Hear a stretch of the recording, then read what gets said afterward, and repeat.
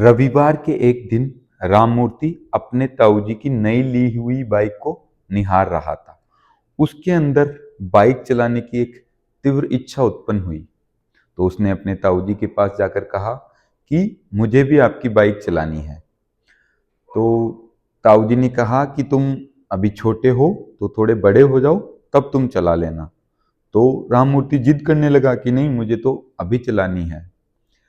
तो ताऊजी ने उसको बाइक स्टार्ट की और उसको बताया कि ये गियर होता है, ये रेस होती है, ठीक है, ये क्लच होता है, इसको ऐसे दबाकर पहला गियर डालते हैं, फिर हल्की सी रेस देते हैं और क्लच को धीरे धीरे छोड़ते हैं तो बाइक चलने लग जाती है। उसके बाद जैसे जैसे स्पीड बढ़ाओ तो क्लच दबा के गियर चेंज करते रहो।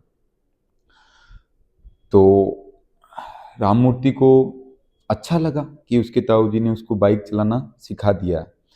तो वो बोला कि अब मुझे चलाना है, आप पीछे बैठ जाओ। तो ताऊ जी बोलते हैं कि मुझे तो कोई खेत के काम से जाना है, कोई ज़रूरी काम है, तो मैं तो खेत जा रहा हूँ, तू चला ले, कुछ नहीं होगा, ये कोई इतना बड़ा कोई टास्क नहीं है, तो आराम से बाइक चला सकता है।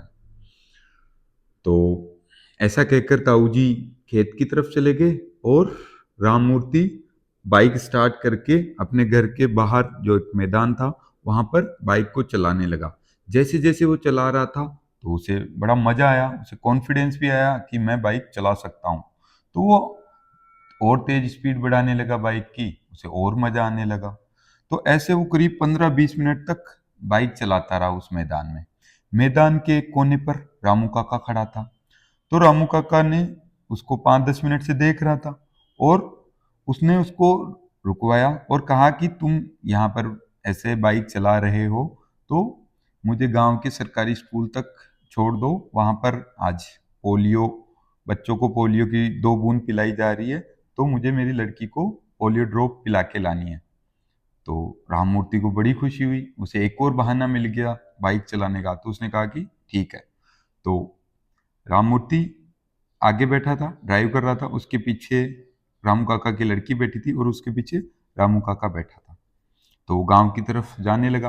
बीच रास्ते में कच्चा कच्ची कच्ची सड़क थी और उसके चारों तरफ, उसके दोनों तरफ डोली थी।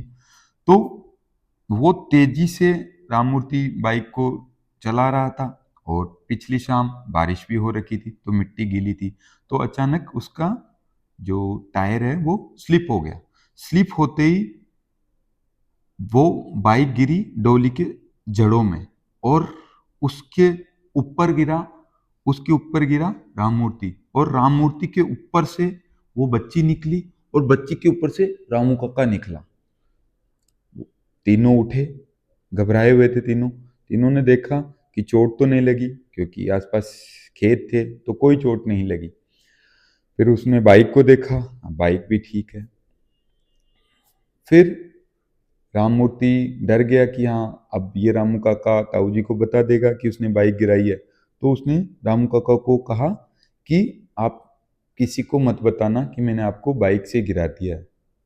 तो रामू काका ने कहा कि ठीक है, मैं नहीं बताऊंगा। फिर रामू काका उसको बोलते हैं कि तू भी मत बताना किसी को कि तूने मुझे गिराया है।